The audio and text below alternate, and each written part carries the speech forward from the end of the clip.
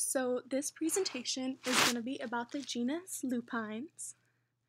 This is basically what a lupine looks like. They can reach about 5 feet in height and their blooms can be 18 inches in height. Some basic facts. The lupine genus is a very large and intensive genus that encompasses a rich history. There are known to be over 200 wild species of lupine, and most are native to North America, and is also considered to be one of the largest and most beloved flower groups in America.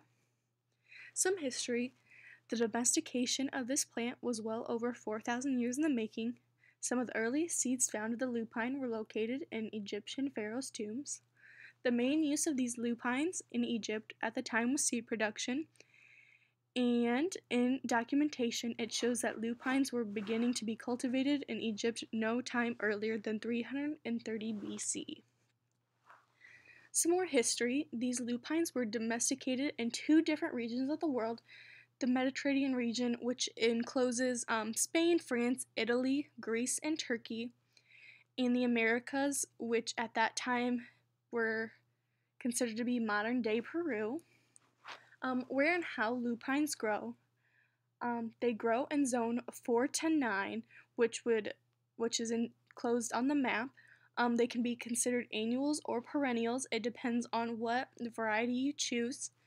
They can be either part shade to full sun, If they are part shade, their flowers won't bloom as well. They prefer moist, slightly acidic soil, open woods and hills, in clearings. They will grow in if they're like the native species that grow in the wild. They grow long tap roots. If the plant reseeds itself, the color reverts back to the original variety colors, which is blue, violet, or white.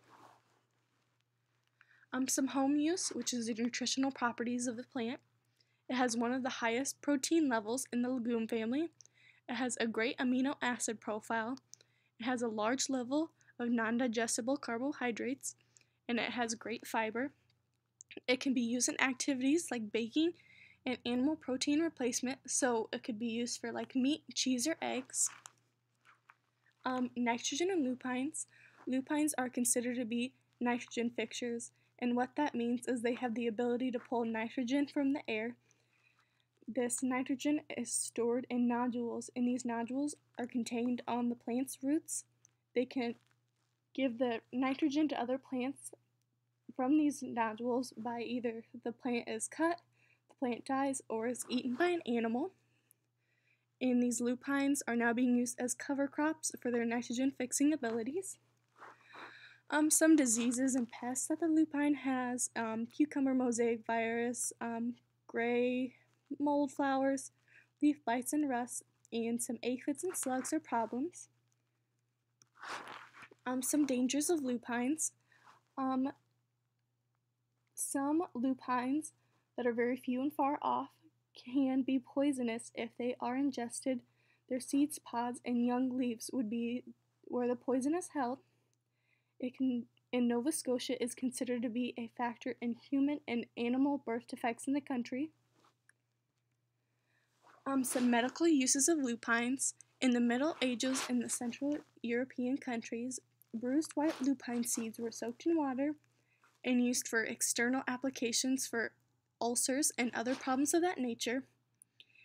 In 1917, Dr. Thomas displayed some ways that you could use this genus. He displayed items in his home, which would be things like tablecloth made of lupin fiber, lupin soap, lupin margarine and cheese, lupin liquor, lupin coffee, lupin soap, and lupin paper and envelopes.